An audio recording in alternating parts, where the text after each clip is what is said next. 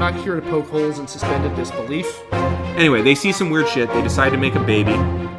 Thou merkin merchant. Who gives a fuck? Oh, I kind of just want to start calling you Damian Yells at School Boards.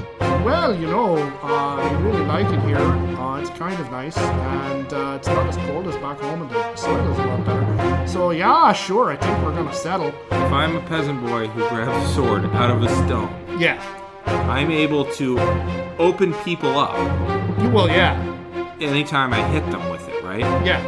So my cleave landing will make me a cavalier.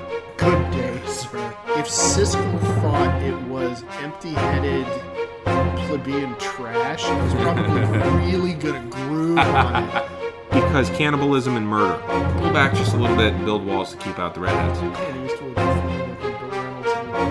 Authorial intent doesn't exist. Some people stand up to wipe their butts. Some people stay seated to wipe their butts. Like, it just...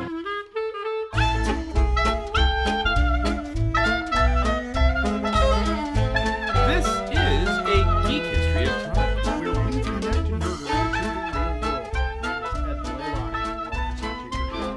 California. Counting down the days until in a classroom for a change after a year in exile due to the plague. And in news, my lightsaber that we talked about at the beginning of an episode, a couple of episodes ago, finally arrived, and I got the chance to play with it the other day, and my wife recorded a video that may very well wind up making me lightsaber middle-aged guy if I'm really unlucky and it gets out on the internet. How about you? Well, I'm Damian Harmony. I'm a Latin teacher up here in Northern California. I will continue to teach in exile for as long as I need to until the fall. I have to correct you. You are going to be middle-aged lightsaber guy. You go age, then descriptor. Oh, okay. That's how it works. Right, yeah, right. And that's a foregone conclusion. Great, thank you. Yeah. Right. In news of things that have arrived, my son, a few weeks ago, saw Rita Moreno on The Muppet Show from 1975. Okay. He immediately got a crush on her. Well, yeah. Yeah, but he's 11, and this was from Moreno. 1975. Yeah? Yeah. Your point? My point is he ended up writing her a letter. Very cool. Yeah. Knowing that she's 90, he's Harold and Maudeing it. Okay. And he wrote her a very lovely letter, and when he wrote down her address, he said, "Oh, she lives in California? Yeah. We have something in common." So I love his thought process. he's so wonderful. That's awesome. What arrived in the mail the other day was a letter from Rita Moreno. Nice. I called him to let him know, and you could hear the smile on his face. Very cool. I cannot wait for him to see it tomorrow. So very cool. That is how we're rolling around here. So I like it. Yeah. Yeah. So, do you like TV? Well, yeah. I think we've established over the course of 100 episodes of this, benighted project of ours that yes, as a matter of fact, I do. I don't get to watch nearly as much of it as I would like to. It sounds like you have a toddler. Over the course of the last, 3 years. Oddly, there's a reason why the last 3 years have had much less TV watching involved, but that reason likes dinosaurs. Yes, that reason is a big fan of Tyrannosaurus. And okay, I have to tell you this because you'll get. Oh, sure. Definitely a segue, but so in a Facebook conversation with another friend of mine, who also has I think his little boy is 4. Okay. He made reference. He had a post about we were having a conversation about dinosaurs. Which dinosaur would win in a fight. And my response was, well, okay, no, you're both wrong. Because clearly it's Ankylosaurus, because that's what's been established in our household is Ankylosaurus is the winner because clubby tail. I like it. I like a kid who appreciates bludgeoning. Yes. I do. I'm like, hey, cool. The quarterstaff. Yeah. And his response was, oh, around these parts, Ankylosaurus is kind of a heel. I love it. So, I love it. Yeah. Yeah. So I it's dinosaurs and a heel reference, which I was like, Yeah. oh, see, Were it not for I this gotta podcast. find a way to. Well, no, I knew face heel, but okay, I knew it, okay. but I knew it from TV tropes. But you've given me greater depth of understanding. Yeah. And the first thing I thought was, I know who I need to introduce you to, because I like it. You're gonna appreciate that. So anyway, That's cool. so anyway, yeah, I like me some TV. I do too. I've found that there are a number of series throughout my life that I have loved. Oh yeah. And most of them I have accepted as being completed for either good or ill. Okay. Like MASH, for instance. I Yes. loved MASH, and I loved its ending. It was exactly what it needed to be, even though the beginning was really dodgy and disjointed, to be perfectly honest. Yeah. There was too much going on. It was like they kind of needed to have filler with each character instead of a real tidy closing. episode. Yeah. But once news came out that the war was ending in MASH, then the episode really took off. Yeah. Right? Because it was an hour and a half episode. I liked it a lot, actually. And the central conflict was that Hawkeye wanted to hear how much he meant to BJ. And BJ refused to acknowledge that it was all coming to an end. And it would be gone forever for the two of them, because they lived on opposite coasts, right? Yeah. And that conflict, that love conflict, was tremendous. And the acting was good. The writing was good. I liked the chaotic nature of the ending too, as the war was winding down. Yeah. It felt very much like the war was ending. I thought that was a good ending as far as TV endings go. Oh yeah. No, I got to agree with you. Are there any series that ended well for you? Oh, see, I naturally just have a conflicted relationship with endings, because an ending could be absolutely perfect and I'm not going to like it, because if it's a series that I really loved, I'm going to have a very hard time letting go. Oh, yeah. And a lot of the series that I'm a fan of never really had like a good this ending. Is the end of the series. Oh, okay. Kind of thing. Didn't get their finale. Yeah, didn't really get a meaningful kind of finale. And then a lot of shows that everybody talks about the finale for them, weren't things that I was particularly a follower of. Mm-hmm. I never got into Friends, so when Friends ended, that was not an event for me. And I had another series in my mind that was of a slightly earlier vintage. Oh, Seinfeld. Seinfeld, yeah. When Seinfeld ended, I remember watching, like making a point to watch it, because it was this phenomenon. You'd started it maybe, and well, I watched an episode here and there. Sure. And it was funny, but not. I was never a huge fan. Right. But this was going to be this huge epochal event, big deal at the time, and I was like, okay, well, just so I can have conversation with other people and not, not reveal what an antisocial bastard I am, I should probably, do this. And I have to say that ending felt forced. Yeah, like it didn't come to an organic end. Yeah. I feel like it almost felt like it was just another episode. In some ways, and then at the end they crammed a bunch of stuff in the air. And then, spoiler alert, they're in jail. Right. Like, huh? And not only are they in jail, but there was a whole trial that brought out every character that they'd ever known. Yeah. Which, it over felt the course very of shoehorned. like 20 minutes. I mean, it was like really? Yeah. Yeah, it was. See, like The Next Generation, I think ended similarly. Yes. But honestly, I called that a good ending, because it was Star Trek. The Next Generation was a series of bottle episodes. Yeah. And it was a good episode, really. I really thought it was a good episode. It felt like just another good episode. It didn't feel very finale-esque, even though the captain changed some of his behaviors and he came to play poker. It felt like, oh, maybe we might have some character development. Yeah. And then it was over. Yeah. Well, that's one of the limitations of a series like that, where everything is a bottle episode, is when there isn't a myth arc. Or an over, you're right. I use the phrase myth arc because the first exposure I had to that kind of trope was X-Files. Okay. Which never got the TV series, got an ending, but again, not it what it wound should up have been. Feeling kind of tacked on and a little and kind of forced. Mm-hmm.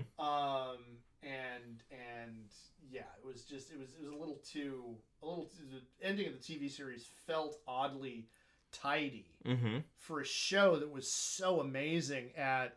Okay, well, we're going to answer that question, but in the process of doing that, here's 5 others. Right. You know, and okay, and here we're going to have what looks like an MOTW episode, Monster of the Week. We're going to have a Monster of the Week, and then at the very end, oh, hey, we have a stinger for you in the last 30 seconds that's like, oh, hey, Cigarette Smoking Man is back, and why is he dealing with these people now? Right, you know, for a show that like, fucked with your head as well as that one did.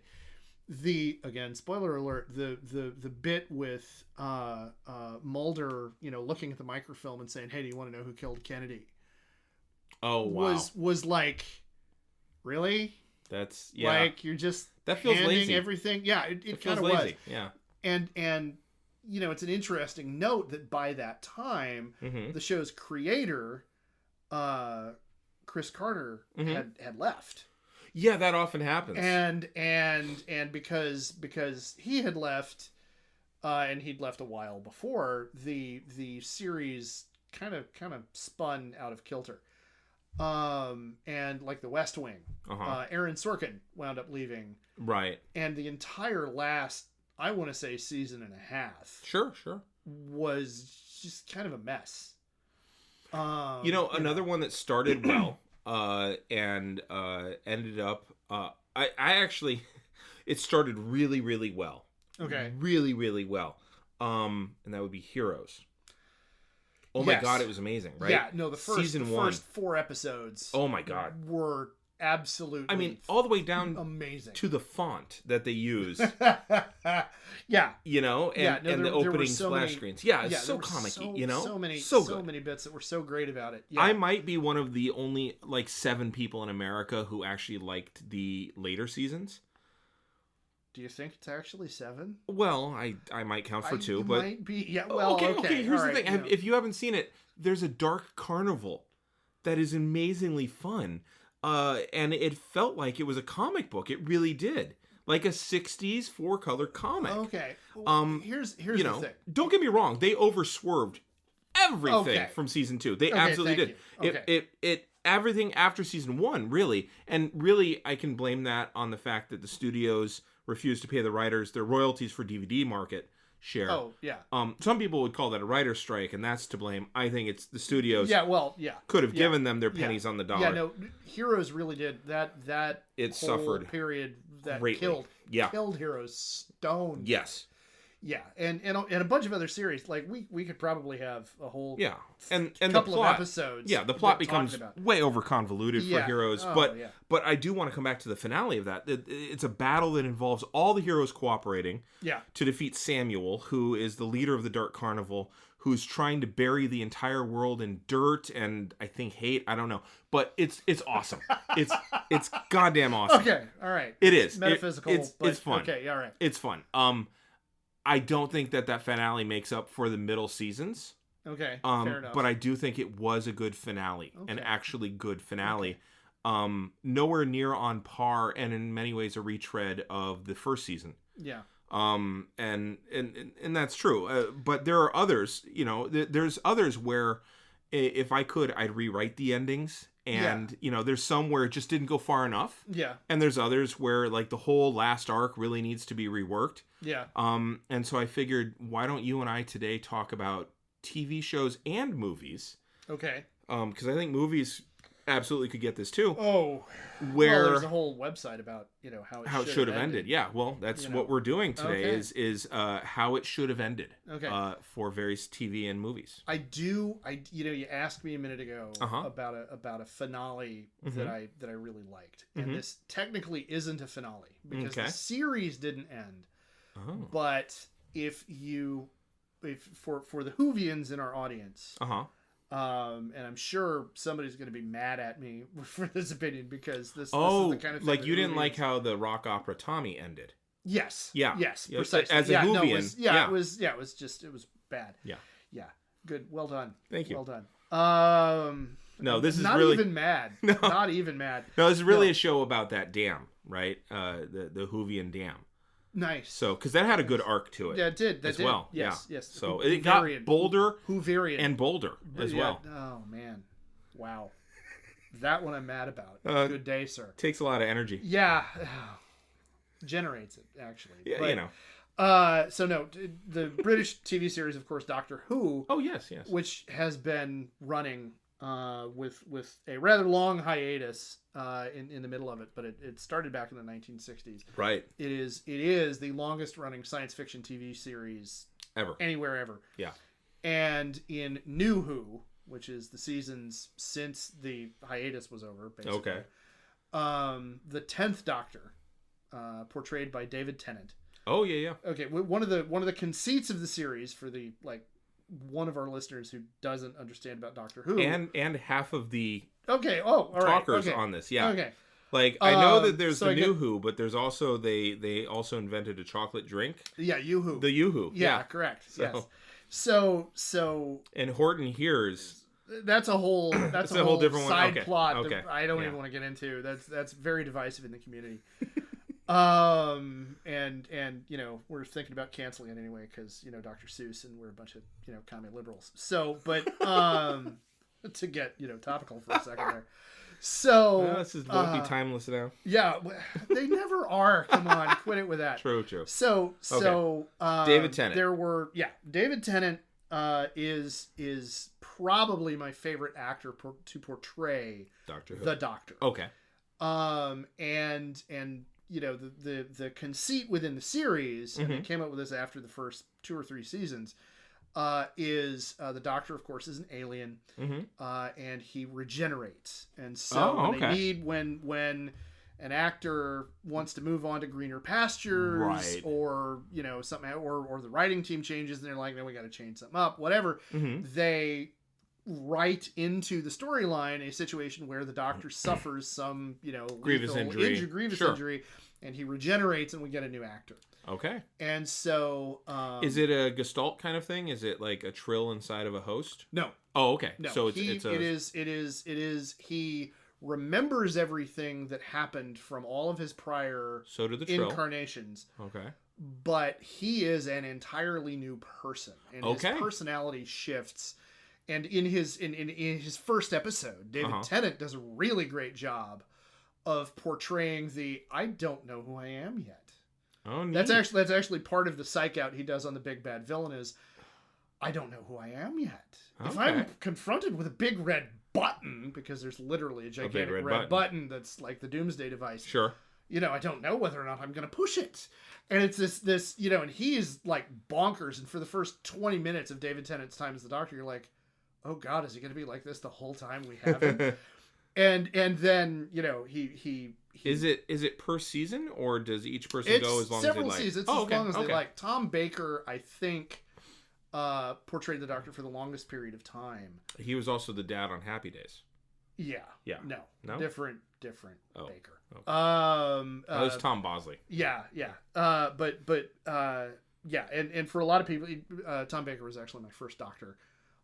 He introduced. He was the Doctor through whom I was introduced to the series, and he was amazing for a long time. He was my favorite Doctor, and then David Tennant took over, and he became in the new series. And I was like, yeah, I know this guy. So anyway, his Tennant's last episode involves one of my absolute favorite supporting characters of the entire series. Okay, Wilf, who is the father of the Doctor's longtime companion Donna. Okay. There's a whole lot of lore stuff. I'm kind of getting, and Wilf is just this wonderfully decent, literally wondrous character. Like he has a sense of wonder. He's an old guy. He's a veteran of the Great War. Oh wow! Who, like the actor who portrays him, actually has it as a point of pride that he served in the war. He served his country, and he managed to do it without ever killing anybody. Oh, neat. And there's a wonderful bit of dialogue for him. I mean, I could nerd out about this forever. But anyway, so Wilf is the main person in Tennant's last few moments on the series that he's interacting with. Okay, doke. And he has this amazingly wonderful monologue that culminates in I don't want to go. Oh man. And the wonderful thing about it was excellently written and brilliantly acted, Uh-huh. and it managed to completely capture my own feelings about like Yeah. I don't like this is beautiful and I'm on the verge of tears and I don't want That's this good to end. TV. That's And good yeah, TV. it was absolutely amazing. Oh, wow. Okay. So yeah, I do have that one. Okay. But so that was it didn't occur to satisfying me. but saddening. Yeah, it was yeah. And but it didn't occur to me at first because it's not technically a finale because the series is still ongoing and we're like 3 doctors farther down the line. Right. now. Okay. Okay. But in a way, Sure. Yeah. It's the end of an era. Yeah, I mean there was I don't even think I put the this TV show in there. There was one called Being Human. It's one of my hands down favorite TV shows. Yeah, American version. I've seen a couple of episodes. Yeah. The British version does a thing where they slowly cycle characters out and new characters in, and they keep the same dynamic. Yeah. And so the ghost becomes the bridge between the two, and then she fades away, and another ghost has come in, and there's a different werewolf, and there's a different vampire, and all that. All right. And it clever, it similar to what you were talking about. So like from beginning to end, you do not have any of the same characters. Oh yeah. Which I found interesting. Yeah. I was neither here nor there about it. I think I'd cut my teeth, no pun intended, on the genuinely, no pun intended there. I cut my teeth on the American version, and I really loved those relationships, and I think they did a fantastic job. They were tackling different things. But a similar thing. Yeah. So okay. So let me ask you this. right. Do you have a show or a movie that you think should have ended differently? Yes. I actually have several of them. Okay, I do too. All of mine can be summed up with the kind of theme of going out like a punk. All right. Well, thank you all for listening. This was fun. Well, I mean the theme, but I mean there's a lot more to talk about. But what ties as I was thinking about this, Sure. What ties all of the ones that I've been like, are you fucking kidding? Is either the show or characters on the show have gone out like a punk. All right. And that when I've spent however much time, a year, 6 months being like a super fan, right, binging, whatever. If I've spent all this much time sitting in front of the set, investing myself in these characters, right, the last thing I want to have the writers do is undercut that with lazy writing. Yeah. Or with uncreative writing. Like they've written themselves into a corner and they can't get out. Yeah. I will forgive that to some extent if they end it, because to me, okay, so I don't have a theme other than I'm okay with emotionally satisfying endings that are not intellectually satisfying at all. Okay. I'm okay with that. Okay. Not my favorite, but I'm okay happy to close that book and I'm like, you know what? I enjoyed the journey. That's fine. So, all right. So do you want to list off what we have? I can start out by talking about the three TV series that immediately jumped out at me when we were talking about it.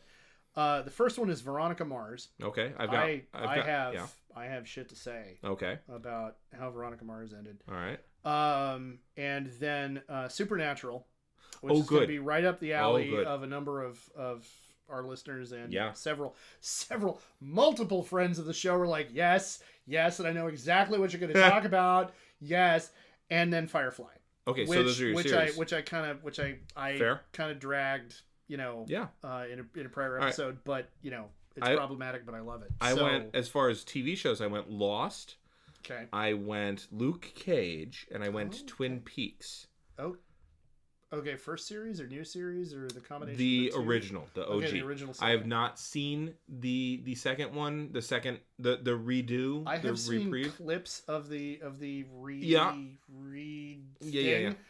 It's like Lynch didn't get any less weird. Good. I don't want to say he got weirder. Right. But it's like, imagine the weird that was the original one and then update it to now. And update it and introduce some additional kinks in that hose. Okay. Yeah. What movies did you pick for this? Really I'm torn talking about this because I really, really, really enjoyed episode 9 a lot. I have episode 9 on mine as well. On an emotional level, Uh-huh. on an emotional level, I there was an awful lot I liked about it, but there are a bunch of things that stick in my teeth.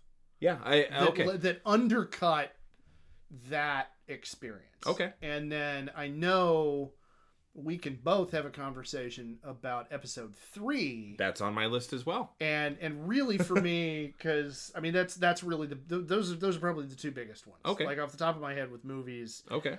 You know, I'm Gene Siskel used to criticize Roger Ebert that saying that he was the Pillsbury Doughboy of movie critics. If you push the button, he giggled.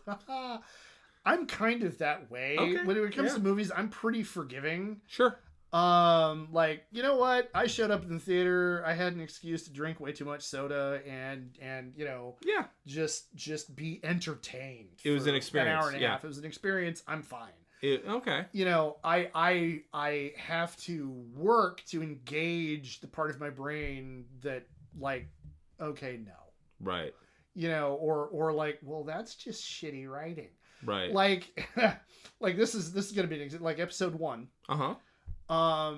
I didn't have a problem with I didn't have a problem with midi-chlorians until I left the theater. And my best friend, who was a whole bunch of us had gone in a big group because like, oh my God, new Star Wars for the first time in forever. Yeah. And he said, the mitochondria of the fucking Force. Yes.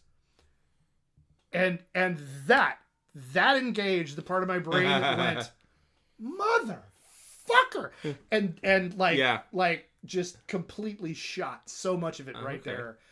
But like again, if the spell had not been broken by my friend rolling a natural 20 on his dispel roll, right, I'd have spent days being like, oh yeah, no, I love that Ben Hur awesome. sequence. That was great. Yeah, it was awesome.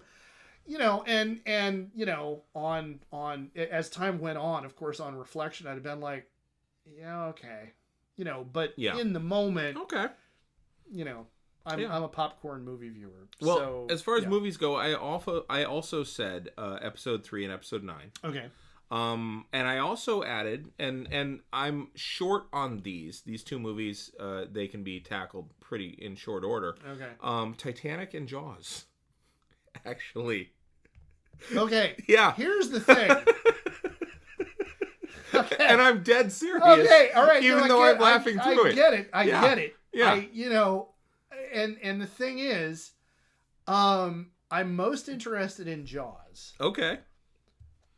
But I'm also at the same time intrigued about how the fuck could Titanic end differently? Everybody fucking drowned or froze to death. Right. Like, right. We're historians. Yes. We know. Yes. Like, there are whole manifests. Yes. There has been so much ink spilled over this. I kind of want to know. And a whole ship. Like, yeah. You know, like I want to know what the history on that is, because like, you want me to start with it? Yeah, let's get this, since we can tackle it quickly. Sure. Let's get that one, because that's gonna bake my noodle until we do. You know what? I can do Titanic and Jaws. We'll just go as nautical as fuck. All right, there we go. And then we'll come back to a TV show or a movie that you want. All right. And I think what'll end up happening, likely, Yeah. I would recommend that we hold off on our episodes 9 and 3 until the second episode. Okay. That will inevitably be inevitable. Yeah, because we can never do anything in a bottle episode. Yeah, no. So, all right. So, yes, Titanic needs a different ending. And I don't mean that it needs to not sink the ship. That's fine. Okay. That happened. Yeah. But it we shits. Can't get around that. No. That is the iceberg. For us Whovians, it's a fixed point in time. There you go. Okay. There you go. You can't time travel your way around that one. Yeah. It's going to wind up on the bottom of the North Atlantic in 2 pieces. Right. By the way, critically important point. Importantly, also, Leonard Nimoy did not know that it ended up in 2 pieces when he did the documentary on it in the 1970s. Oh yeah, at that time there was the theory. They thought, that it feathered down. Because of the class issues involved in every single one of the upper class survivors saying, "Oh no, the ship stayed whole in one piece." And all of the steerage survivors going, "Oh no, right, Gov, it broke in half like a fucking, twig." Yeah, and the courts ignoring one entire group of people Yes. because, well, they're gentlemen. They wouldn't lie. Right. Yeah. Except maybe to defend a bunch of other gentlemen. Yeah. But anyway. So, getting off my high horse. That's fine. So it needs another ending. Yeah, well, I just want to finish up that Leonard Nimoy point. He is the reason that I thought CE stood for Common Error instead of Common Era. because of his accent. His timbre, when he did that, the timbre of his voice, when he did that documentary in the 70s. Yeah. Okay, So, I can believe that. Yeah, and so for the longest time, I was like, Common Error. And I say it quick enough that nobody would catch that I was saying error, not era. Yeah. And so, or they just think you were from Missouri. Yeah, it could be, you know. So, but okay. The reason why Titanic needs a different ending is quite simple. It shits all over several of the officers who were heroes, not shitty people, and it should be redone to just adjust those parts. Okay. So many of the officers performed admirably and did their best to save lives, especially First Officer's William Murdoch. Okay? In the movie, he's accepting bribes, he shoots a passenger, and then he commits suicide.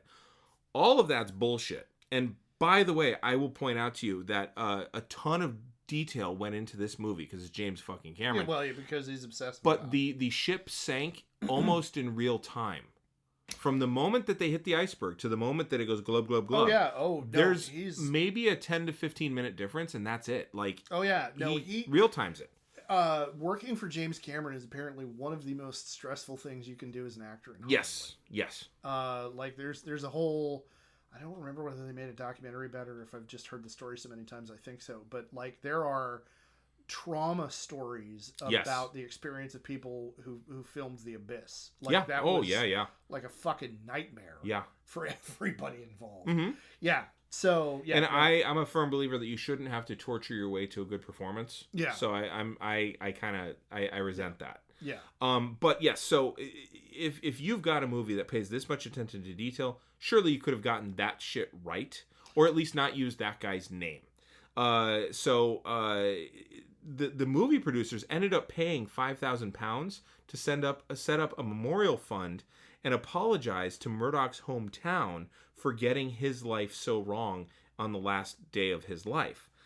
The other officers who performed their duty should have also been highlighted, and the movie sank the boat in nearly perfect real time, so it's not like you can't put some detail. And I get that you need to tell the story that's happening, but it's okay to have all of those people. You could still have Hockley be the shithead and his manservant, and that's all that needs to be a shithead. You could have very heroic people. Yeah, well, Murdoch deserved better. Yeah, okay. Yeah, so, no, I totally agree with that. I think Cameron was trying to make a very American point.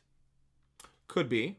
And in doing that, because one of the things that gets our hackles up on a certain level when we look at incidents in British history is we like to think we do not have a class structure in our country. And so even though Hockley fucking says it in the movie. Yeah. We are royalty, Rose. Yeah. And so like in Great Britain, it's going to, even from today, it's going to take generations from now for the very overt kind of class separation in British society to get erased or muddled enough for it to be anything like what we think egalitarian should look like.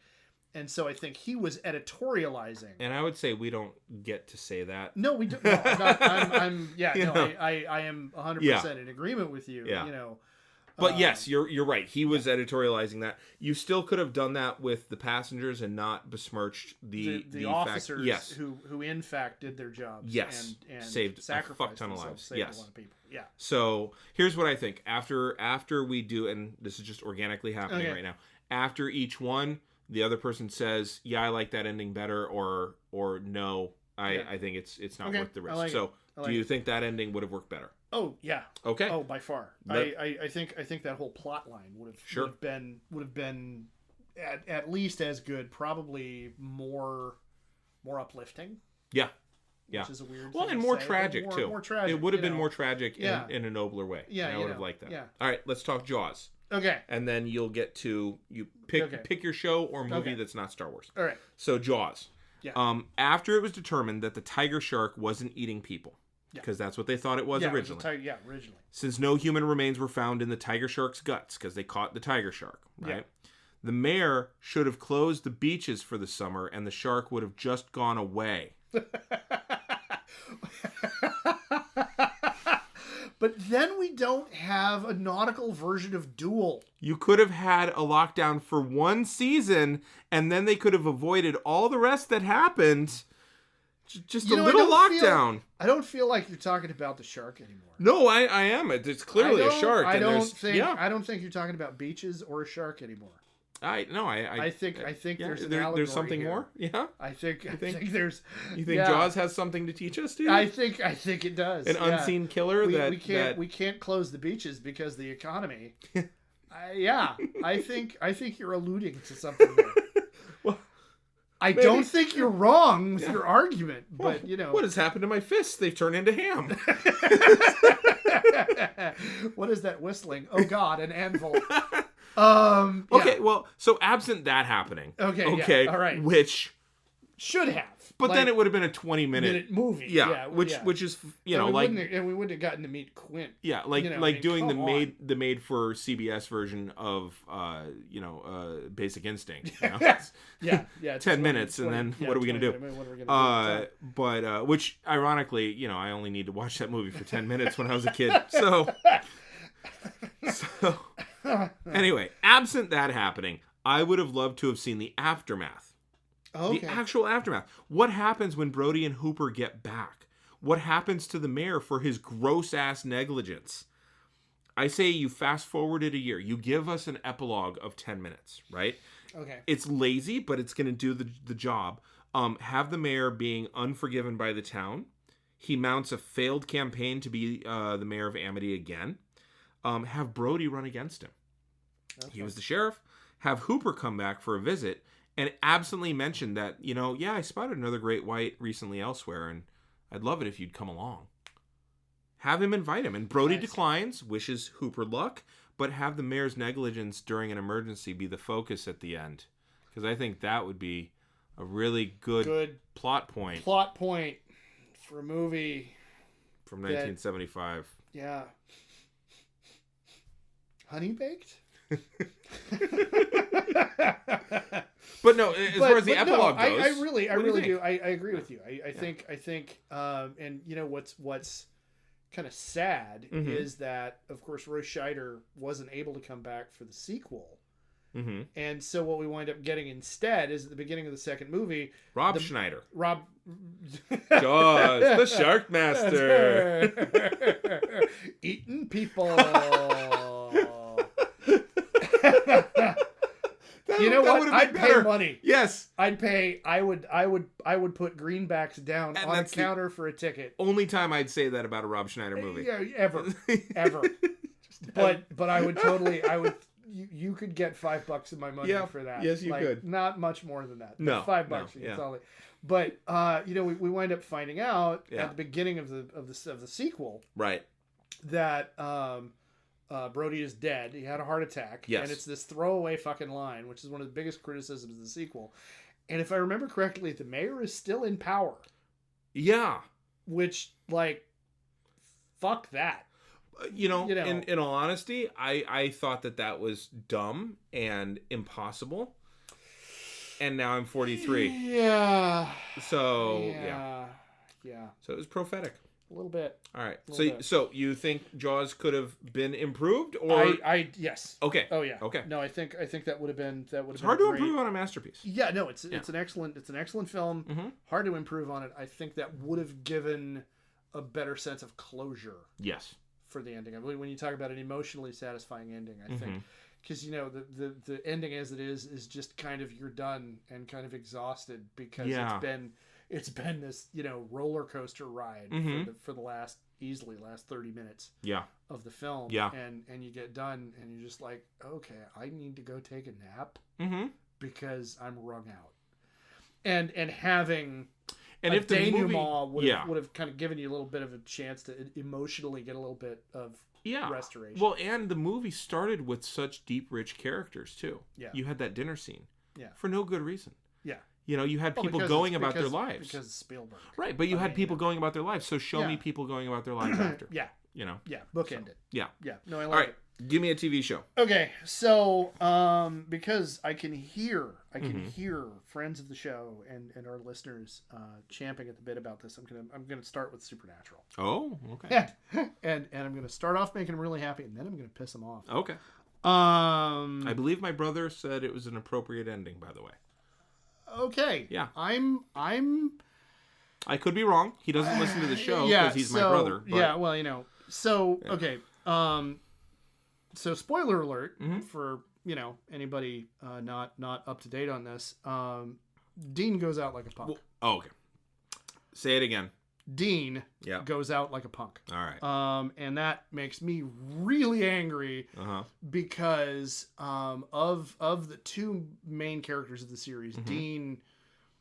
Dean was identifiable. Sammy was kind of mopey and emo. And Okay. I mean, they're great characters, but of the two of them, Dean was the one I looked at and went, you know what? If I found out that the world was populated by, vampires and djinn and werewolves and demons and shit, that's probably the way I would emotionally react. Okay. Is I'd be that guy like, no, you know what?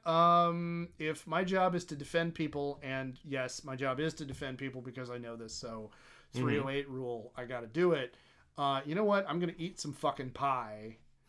And I'm gonna try to have fun while at the same time tamping down my boundless rage at the unfairness of the universe for doing this to people. Okay. And so the manner of his death in the finale Uh-huh. served nothing. And I will happily, if your brother disagrees with me, I will happily argue with him about this. I want that on an episode. It served nothing except to leave a bitter taste in the mouths of fans who had been watching the show Jesus. for 15 fucking years. Yeah, it's as old as like ER was. Oh, yeah. It's older than MASH. It's Yeah. as old as Grey's Anatomy is. Yeah. It's half as old as it's I could be wrong. I think it's almost as old as Grey's Anatomy. Yeah, I think Grey's Anatomy is a year or two older. well, because it speaking of- started as Brown's Anatomy. So yeah, no, yeah. oh, nice, very Thank good. Or I thought it was Blonde's Anatomy, but okay. And so right out the gate, Mm-hmm. the ending just feels like a huge letdown because it's he's one of the main dyad, and like he dies in the middle of a minor fight with a bunch of vampires when the scale of the show had turned into this huge gigantic thing. But my problem, Yeah, at least he didn't die during a commercial. true, Because Yeah. then you'd have half your ad time. nice, Thank you. well done. Not even mad on that one. But my problem goes way deeper than that. And Okay. this is where I'm gonna wind up getting, especially Tessa, because she and I outside of the show, she and I have kind of had this argument. I think the show was roughly 3 times too long. Okay, that's fair. I think it ran for 15 seasons. It's this juggernaut of a Yeah. thing, and in my opinion, it should have ended at the end of the Yellow-Eyed Demon / Averting the Apocalypse storyline. That does seem like a natural fit of an Kinda, ending. Yeah. doesn't it? So, But given my love of wanting to see Jaws close up, yeah, life does go on. Well- Obla di obla da, Supernatural. yes, but Okay. here's the thing. Mm-hmm. And so there was it started out being Monster of the Week episodes for the first 2 or 3 episodes, and then you really start seeing the beginnings in the first season of, oh hey, there's this notebook, and their father is off hunting this thing, and they're trying to find Okay. their dad, so they're following these breadcrumbs. Their dad is leaving for them, Mm-hmm. and you very quickly figure out, oh, there's gonna be a myth arc here. Okay, this is Okay. gonna be cool. Okay. And you really get into it, and you find out, their tragic backstory is linked to it, and their father has been hunting this specific entity for all this time, and that winds up leading into the introduction of Castiel as the angel as a character. Okay. There's this. It gets truly mythic. It gets, like, no kidding, meaningfully epic. We're not overusing the word. Mm-hmm. and then they wind up averting the apocalypse. Cool. And then in the beginning of the next episode, at the very beginning of the next series, all of a sudden, there's going to be a civil war in heaven. All the angels are now going to be fighting against each other, and the brothers get sucked into a civil war in heaven. Then in the next series, in order to solve the season. Okay, sorry, okay. I've lapsed into the British. Yeah. Then in the next season after that, okay, so the civil war in heaven has been resolved, but in order to resolve that, Castiel had to summon Leviathan, which is the granddaddy of all monsters, and the king of hell is still trapped in hell. So now Leviathan is unleashed upon the world, and now we have an even bigger big bad. Okay, so I see the problem is that they're scaling up, and it's, how can you go from that? Right. And I personally feel betrayed by this. Because as a wrestling fan, I can get on with this. Well, yeah, it's a little bit beyond just the I have invested so much in this and you're fucking with it. I went to Comic-Con between, I want to say, seasons 5 and 6. Okay, so that would have been 2010 roughly. Okay. 09. Okay. 09. and my best friend and I went to Comic-Con together, and we went to the Supernatural panel, which was in the gigantic big hall, because everybody and their uncle, because it was the show was huge. Yeah, everybody wanted to be there, so we were there with 4,000 of our closest friends, and watching this panel. The guys up at the front of the room. Yeah. Just like as tall as your thumbnail. So they had gigantic screens and loudspeakers and everything, so you could hear them. And Kripke, the first showrunner, the kind of guy behind creating the series, had left at the end of the prior season, and they had new people coming in, and they specifically said, and I remember thinking, yes, they said, I want to get back to shooting monsters in the face with a shotgun. Okay. And I was like, oh my God, yes, let these two guys go back to being a couple of PCs from a Hunter campaign. There you go. Like, let's do that. And then the next season started up in, oh no, Leviathan. Like, see, okay, you fucking lied to us. Well, he wanted to. Doesn't mean that. So whatever. In wrestling parlance, it's the same thing. So you've got a wrestling card, right? Yeah. Your first match should not leave the fucking ring. It should be high energy. It should get the crowd on their feet. It should get them going. It's first season of a thing, right? It capture their interest, or you're not gonna, right? Yeah. Your second match builds on that. They still shouldn't leave the ring. Maybe someone goes outside the ring but gets in quickly.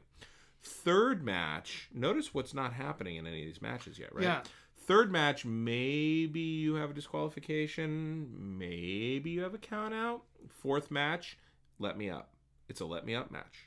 Unless you're in Puerto Rico, and then in that case, the fourth match is the main event, and because everybody's going to get really fucking drunk and belligerent. That's what happens. They will throw cups of urine at you, filled with batteries,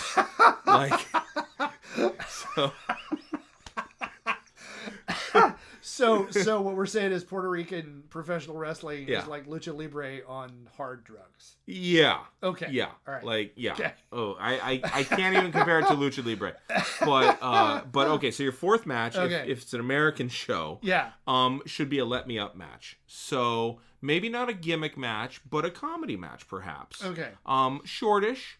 Chance for people, and people know when they're wrestling, in different matches, they're like, okay, I'm the popcorn match. That's when you go up and get popcorn, and that's okay. Okay, all right. And you do your job, and you work your way up and down the card. Yeah. Your fifth and your sixth matches should build the intensity, and really a card should only have 8 or 9 matches ever. Okay. Your seventh match should really build the intensity. Your eighth match needs to bring it back down.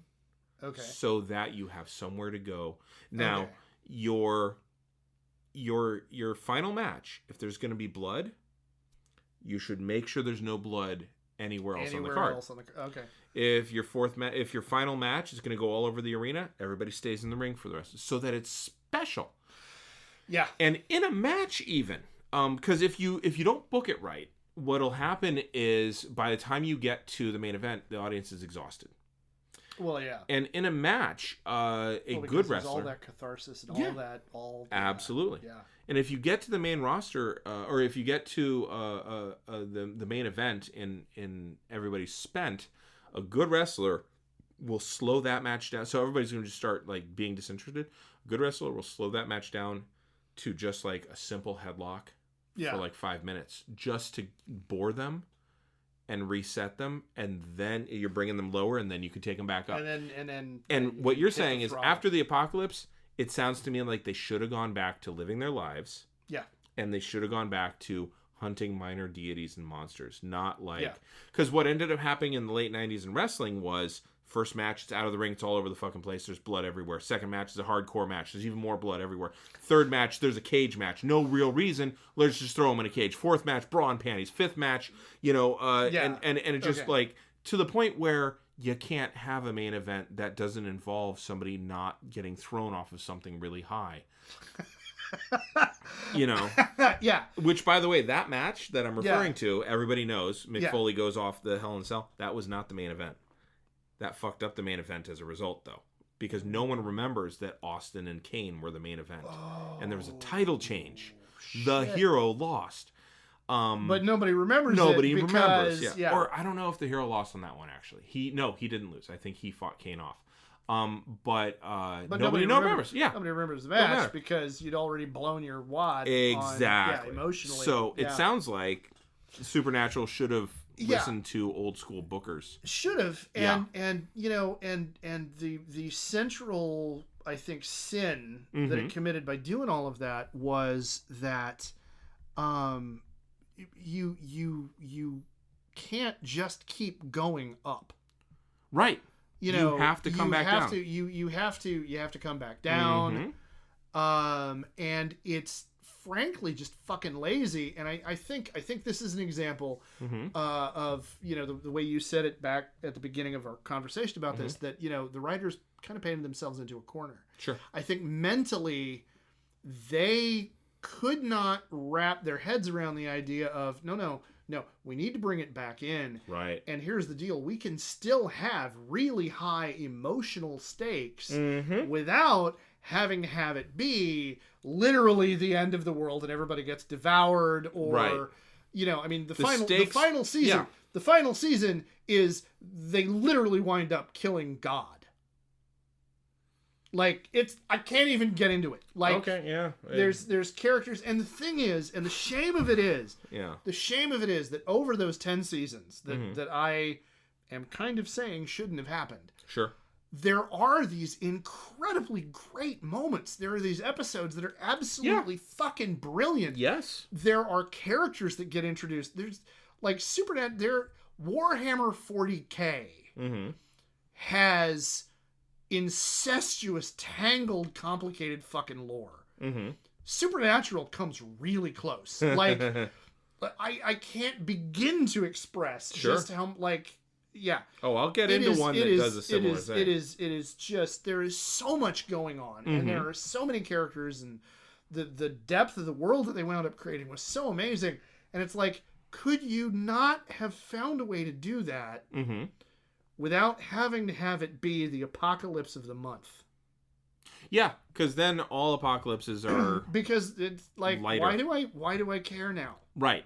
Like, I care about these two dudes. Right. I care about Dean's, hetero life mate, maybe not so hetero life mate, Castiel. I care about Crowley. I care about, there are these characters that I'm, like, deeply invested in. Okay. But, like, your overarching myth arc is fucking boring.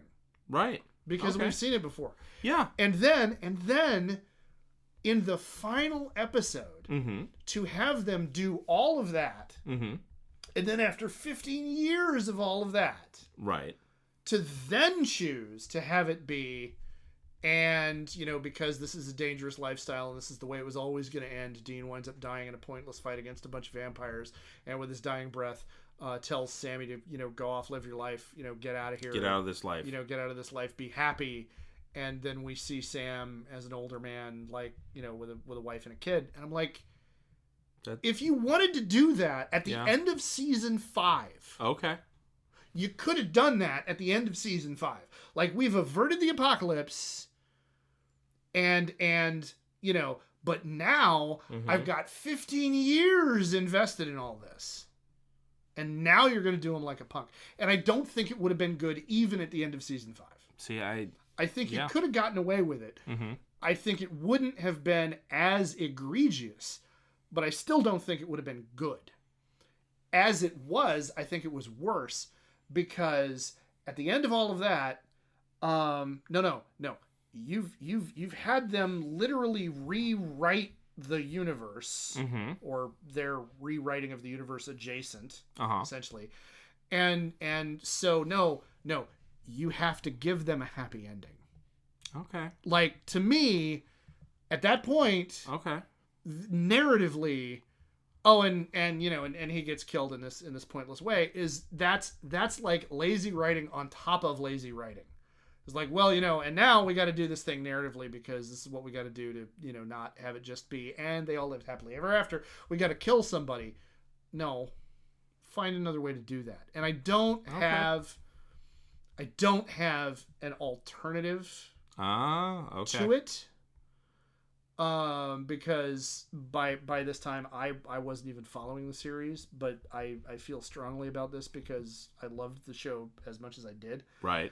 And so I heard about how it ended, and I mean, I hadn't watched it in at least 6 years, but you know, it still made me angry because, like, the fuck, you know. Okay. You know, I have thoughts here. Okay. One, and I've never seen a single episode of this show. Okay.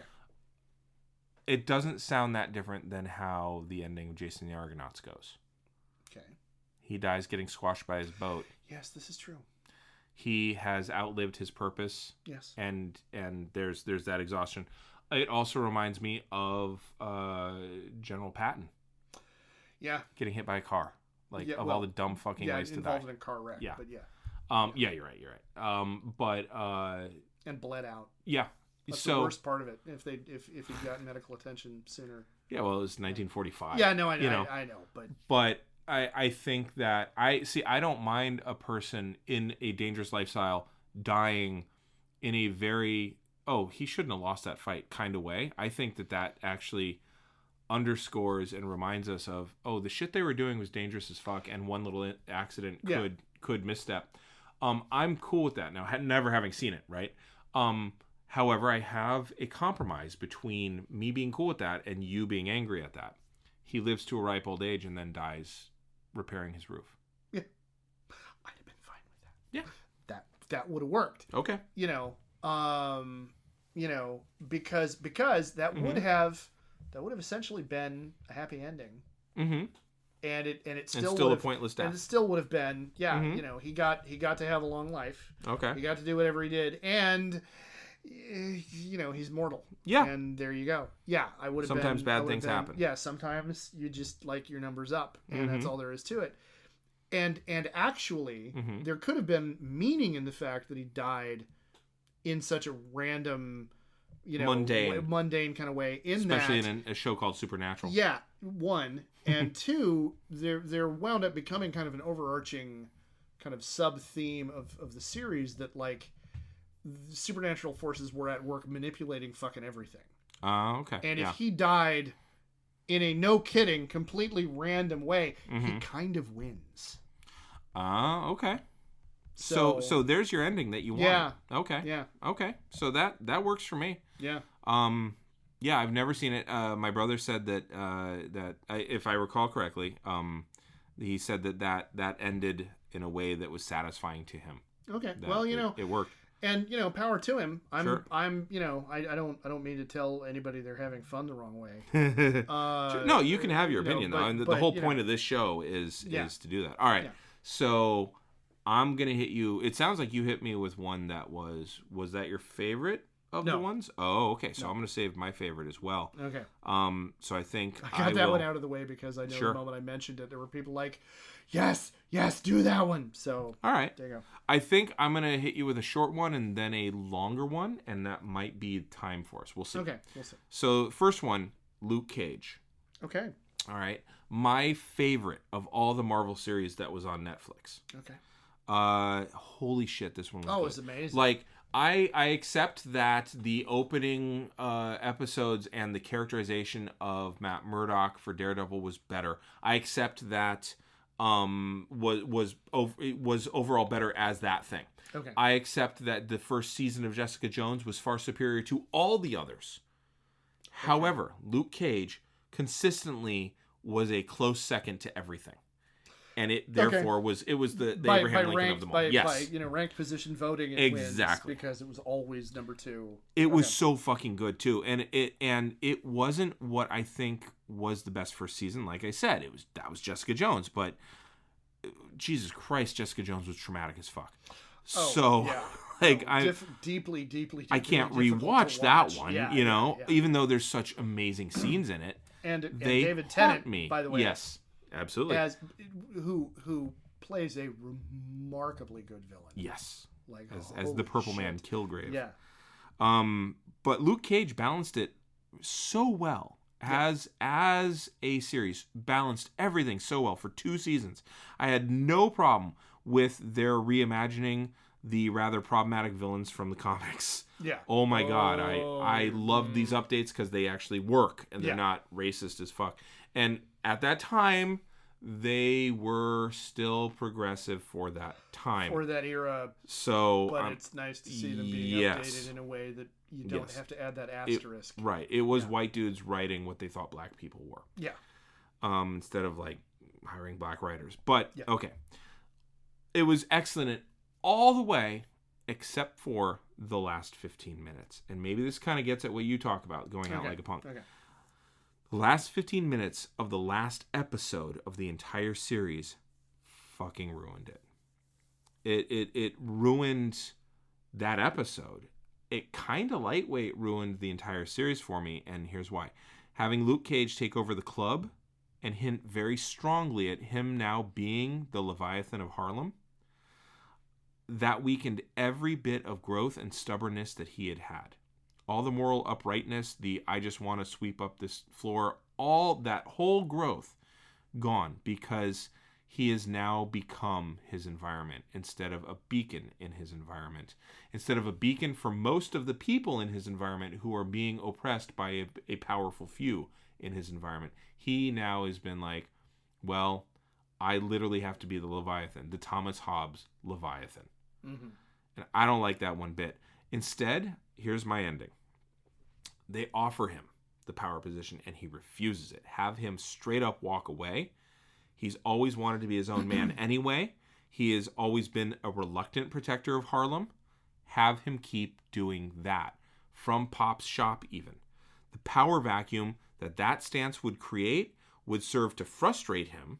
It would serve to have people think of him as a villain because he should have stepped up. And it would bring in another villain or two to fight. And he would keep his moral center. And ultimately, he'd have to walk a finer line of doing good and being good.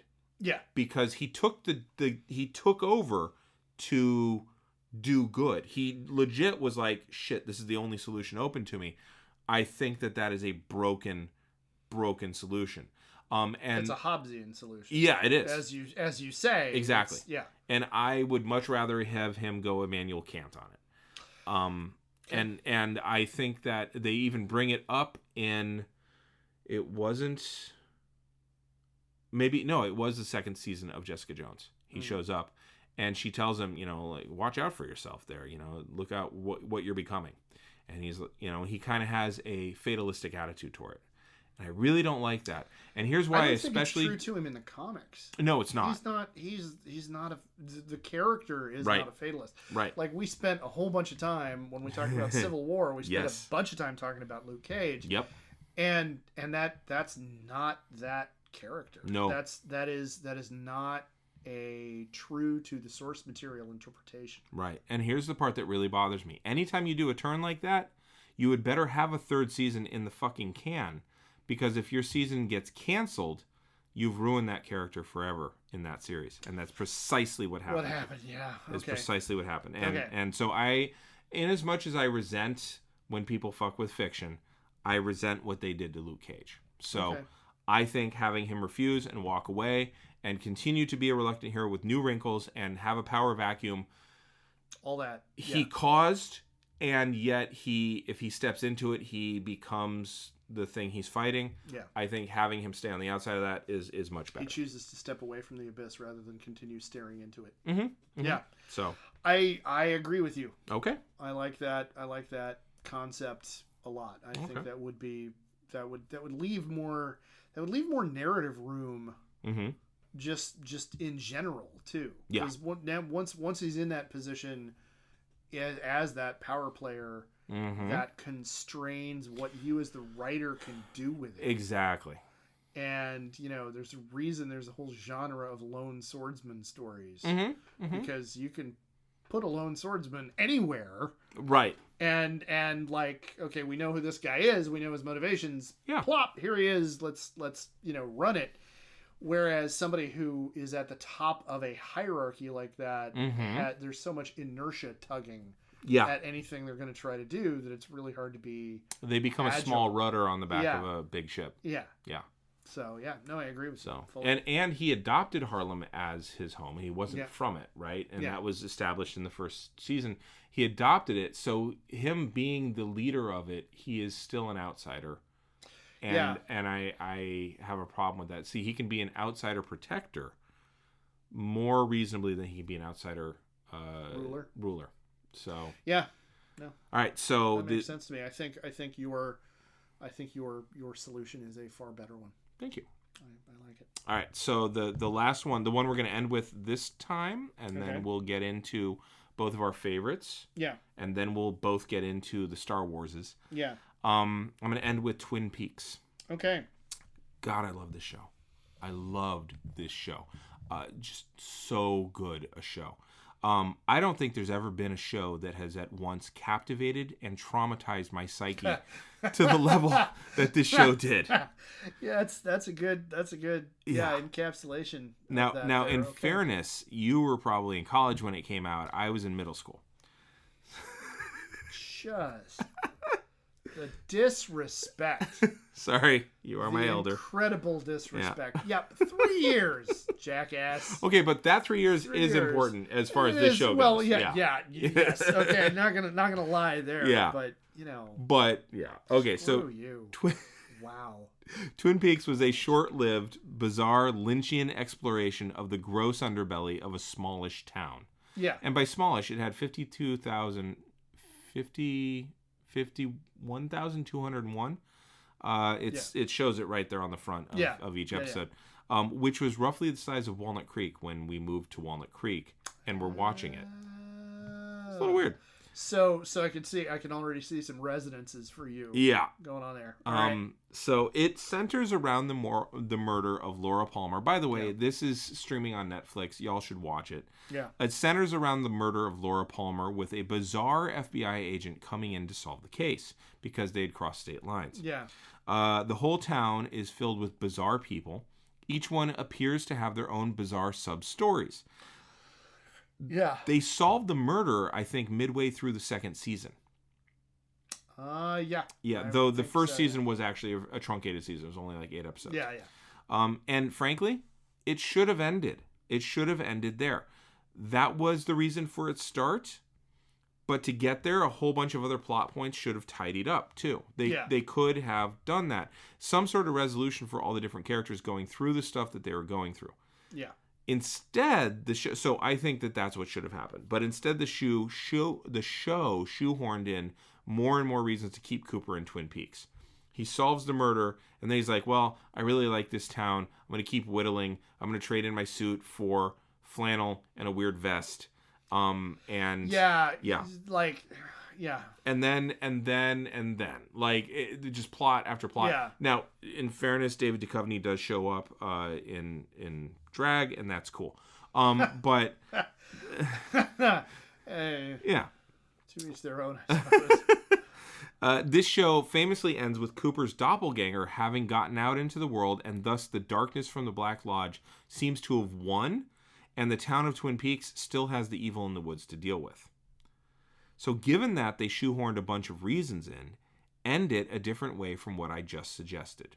Okay? Okay. You've already shoehorned reasons to keep him. Yeah. Fine. You didn't end it with the way it should have ended. Here's another option. Okay? Cooper starts off in the pilot mentioning the killing of another gal, Teresa Banks. And she is diagonally away from Twin Peaks at the other end of the state. So he's in the upper northeastern corner. She's in the southwestern corner. Like, that's in the pilot when he talks to the city council, to the city gathering. So given that, okay, have all the shoehorned reasons add up to the Black Lodge having selected him years ago and having him cursed to stay in Twin Peaks forever. Make it an actual curse. And every time he thinks he's got no more reason to stay, another one pops up. They fucking did that anyway. Have the series end with him having escaped the Black Lodge, just as it happened, but instead of the doppelgangers freaking my 12-year-old and frankly 43-year-old selves the fuck out, have him meet Harry downstairs for one more cup of coffee and a piece of cherry pie. And as he's walking out to his car, have it blow up, giving him another mystery to solve. Make the series about a minor mystery and a major mystery per season for about 4 more seasons, until he finally realizes that the Bookhouse Boys are actually the agents of the Black Lodge, and that Harry and company have been keeping him here to keep their town from being overwhelmed by the darkness of the Black Lodge, because he is the light that they need, and they are trapping him there to keep the darkness back. So instead of inviting him to be a Bookhouse Boy, they forcibly and surreptitiously recruit him. And really, the evil underbelly is all the people that have been his allies and helping him this whole time, because the greater good for have that happen instead of, the guy who kills people and puts them in chess pieces. For Christ's sake. Yeah. Wyndham Earl. Yeah. Seriously, oh, and I love that character. Yeah. But come on. Come the fuck on. But that's what I would want to see. I want him to win but still lose. Yeah. Have him be cursed. Have him stuck there for the rest of his life and have him realize it. Nice. And still not be able to get out. That, I think, would be better than the doppelganger get out. And frankly, since you're putting all this shit in, it allows all these other characters to develop. Dick from Sporting Goods, who is Lucy's paramour, who's just bizarre. But have all these characters, and that's fine. But you've solved one thing, solve another thing, solve another thing, solve another thing, and then you realize you're trapped. Okay. Yeah. So I like it. To the extent that I know how the original series originally went. I think you're right. I think Lynch really just digs the idea of being dark and creepy for the sake of being dark and creepy. Mm-hmm. And I think that's his aesthetic. For some, well, but what you're saying about the doppelganger and everything. Mm-hmm. I think that's not just an aesthetic choice. That's a I think he grooves on the idea of evil being, the Titan worm, right, kind of right. Winning, the nihilism kind of involved in that seems to be, part of that. And I'm just not a fan of nihilism. So I kind of I like your take on it better for sure. Thank you. Yeah. All right. Yeah. So, have you found any themes in the shit that I've said? Because yours is clearly you don't like people going out like a punk. Yeah. Not in the same way. Okay. No, I think your choices are very much more rooted just in again, as you pointed out, emotional satisfaction and narrative, what makes for a more satisfying, emotionally satisfying kind of conclusion. Mm-hmm. Which, I mean, is what we're both looking for, but, all of mine are centered around basically a pet peeve. And yours genuinely, I think are more meta. Yeah. I think would be a way to say it. More of an overarching theme. Kind of, yeah. And I think that's definitely definitely meaningful. I think paying attention to the ending of anything Mm-hmm. is really, like, anybody who writes anything will tell you, that's the hardest part. Yeah. Monty Python very famously, if you watch Monty Python's Flying Circus, Yeah. the police come in and shout, right, you're all under arrest, it just got silly. Right. No one expects the Spanish Inquisition. Yeah. They, have somebody kick in the door. It was like a Dashiell Hammett novel, but with rubber chickens instead of guns. Have somebody, break down the door and randomly spout something. My brain hurts. Right. Because they admit freely, if you interview any of the surviving Pythons, they'll say, "Oh yeah, no, we couldn't figure out endings to save our lives. We'd get to a point and just be like, all right, well, and then it ends." Which on the one hand is great because that gave Graham Chapman not Graham Chapman, John Cleese? no, Eric Idle. the American, the one who did the animations. Terry. Terry Gilliam, There you go. the one who then also became a huge, film director. Yeah.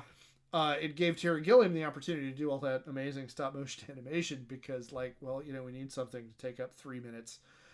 Okay, have Terry, drink 5 pints and come up with, a cartoon, which, we all win, but it's rooted in they couldn't figure out how to end anything. Right. And I think the ones that I've chosen so far, to me, come across as we couldn't come up with an ending, and so we cheaped out. Yeah. Yours are, this is an ending. Mm-hmm. They definitely put work into this ending. Yeah. I think they could have done better. Mm-hmm. Mm-hmm. And I think that's the difference. Is I think for me, I'm left with a sense of, you didn't fucking end it.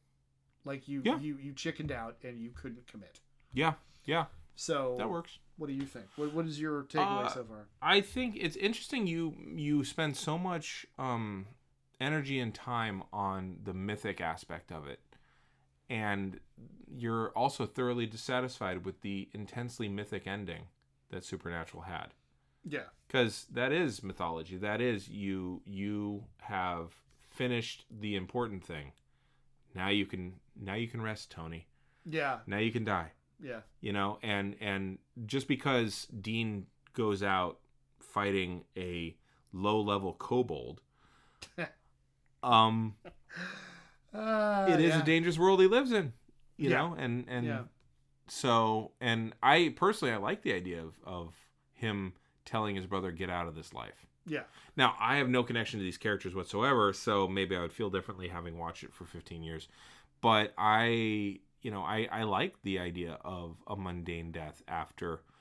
I think your problem was in many ways more with the fact that they had no way to come down from what they had done. Yeah. And that's entirely valid. In the end, I think that's really my biggest peeve. Yeah. Yeah. So it's not so much the ending, because you even said you could have put that ending 10 years earlier and it would have been more appropriate. But I also think that you could split the difference there. But I do think it's interesting that you find myths so alluring and so dissatisfying all at once, because most myths are very poorly written endings. Oh yeah, well yeah. Because it's about the journey. Yeah. Yeah. And in fact, Jason is one of the very few people who actually lives past what he does. The culmination of his story. Yeah, no, it's true. So it's true. But yeah. You reading anything? Not at the moment. Okay. Because you and producer George gave me an Xbox, so that's true. I'm busy trying to learn how to pilot an X-wing. With nice. A lot of my spare time. Nice. Right now. Are you enjoying that? I am. Good. It is definitely a learning curve. I actually found out my folks are visiting this weekend, and I found out from my father that what I thought was just a bizarre control scheme in the way you try to pilot anything in squadrons on the Xbox is actually the exact same way that you would pilot a remote control airplane. Oh, no kidding. That whole weird, Yeah. yaw is on the left stick, Yeah. and pitch and roll are on the right, Yeah. and then the throttle going up and down is on the same stick as yaw. Right. To me, seems completely counterintuitive. Oh, From having interesting. played on the computer, Sure, Action sure. versus TIE Fighter. And I described that, and my dad said, "Oh yeah, no, that's exactly like remote control aircraft." I was like, That's "Oh, cool. so that's where they got it? Okay, well, I'm just gonna have to suck it up and learn how to do it then." You can reprogram your sticks, Yeah, I know, but I don't know what a better Formation would be. Formation would be. Sure. Like I've thought about putting pitch and yaw on the Uh-huh. right stick and then roll on the left with throttle, but I am afraid to switch it and see how bad. Now that I've started learning how to do it this way, Sure. just seeing how completely ass over tea kettle I wind up being. Oh. Changing the. I'll go you one better. Okay. I'm left-handed when it comes to buttons, but not when it comes to sticks. Oh, you're fucked. I'm so thoroughly fucked. Yeah. Well, I'm like, so when it comes to rifles, Yeah. I'm right-eyed, left-handed. Okay. Yeah. Yeah, cross-dominant, right? Yeah. Yeah. That shit's hard with Yeah, no, shooting a rifle. My friend Sean has the same problem. Yeah. Yeah. And it is a problem, right? Yeah, oh, yeah. And now Yeah. put that on controllers. It you're boned. sucks. Yeah, Yeah. Yeah. Well, we will play some Nazi zombies perhaps. Yeah. And you will see that I can throw a grenade perfectly. Perfectly. So. All right. Well, How about you? I just finished watching Troy Fall of a City again. Okay. Oh my god, it got panned. I think it's amazing. Okay. You remember my discussion of Batman fighting Bane? Yeah. Achilles fighting or Hector fighting Achilles. Yeah. I need to keep that in the right order. Is very similar thematically. Okay. It's an outsider who is way too dominant, coming and taking out the defender of a city. Okay. The soundtrack is silent, Okay. except for the brutality of the fight, Okay. and it ends Yeah. with both heroes getting defeated. Okay. Yeah. Yeah. But it's so good. If you have not watched it, go watch it. It's Okay. 9 episodes. It's fantastic. What I always get a kick out of is the low scale of it all. Okay. Like and it makes sense actually in that era. Like amazing walls would just be like probably 3 layers of rock, Yeah. only 9 feet high. Yeah. Like, and that's the thing is like when I think of the walls of Troy, I think they're like 20, 30 feet high. You think of 3 stories. And, You know what I think of, honestly? I think crenellations and of battlements. I think of the Ottoman Empire's walls over around Istanbul. Yeah. Or I think of the Ottoman Empire's attack on Constantinople in 1493. Yeah. It's phenomenal. The work and the detail that went into it, and the characterizations, and I mean, they do such a good job with the women of Troy. Mm-hmm. With Hecuba and with Andromache, and how they treat Paris's dalliances and how they treat Helen. I love it. So as far as a series goes, I would recommend watching that. As far as a book goes, I would recommend reading The Odyssey, translated by Emily Wilson. Her specific translation. Oh, Yeah, you've heard of this. Yeah. I have, and I'm trying to remember the details off the top of my head. Basically, it's a woman translating it for once. So she doesn't use words like slutty to describe women in her translations. And her translation, I mean, she's a really good translator too. Mm-hmm. And she goes back and she's like, well, tonally, this word actually means probably closer to this, and on and on and on. And so she's a very different, nuanced translation. Okay. So I would recommend reading that. Okay. I cannot speak to a good version of the Iliad yet, Okay. but I'm going to do a little bit more research and probably come up with something for that. So. Okay. All right. All right. So where can people find you on social medias? People can find me on social medias at Blaylock on Twitter, and you can find me on Instagram and TikTok as Mr. Blaylock. And you can find both of us if you want to holler at the two of us about something, or suggest an idea for a show, or point out something that we've missed in our analysis, because we're inherently, unavoidably American. As we've been reminded As recently. we have been reminded recently. And thank you for to that. great effect, and thank you for that. We collectively can be found on Twitter at Geek History Time. Mm-hmm. And now, if they want to talk to you about Titanic being the greatest work of cinema in Western history, you heathen, where can they do that? You can find me at Duh Harmony on the Twitter and the Instagram. Mm-hmm. That's where you can find me to yell at me. As far as other things go, you can find me every Tuesday night at Geek History. No, that drops every Friday. It does. You can find me every Tuesday night at Capital Punishment on twitch.tv/Capital Puns. I also have another show that I do on the YouTubes now with Ian McDonald, who is my partner. We talk about the mobile game Marvel Strike Force. Okay. And it is a lot of fun, and he and I put together a really good tutorial for early people. We discuss different reactions and stuff like that. Okay. And I think it dropped either today as of this recording, or it'll be dropping tomorrow. Okay. But by the time this recording releases, there are at least 4 episodes that are up. Okay. That you should go check out. And you can find those at Excelsior Gaming. We're the one that says 99 problems, but a Stitcher ain't one. Okay. So that's where you can find me. Other than that, all the shows that I've got going on, they're probably already happened by the time this releases. Probably. So, yeah. But, all right. Well, for A Geek History of Time, I'm Damian Harmony. And I'm Ed Blaylock. And until next time, keep rolling 20s.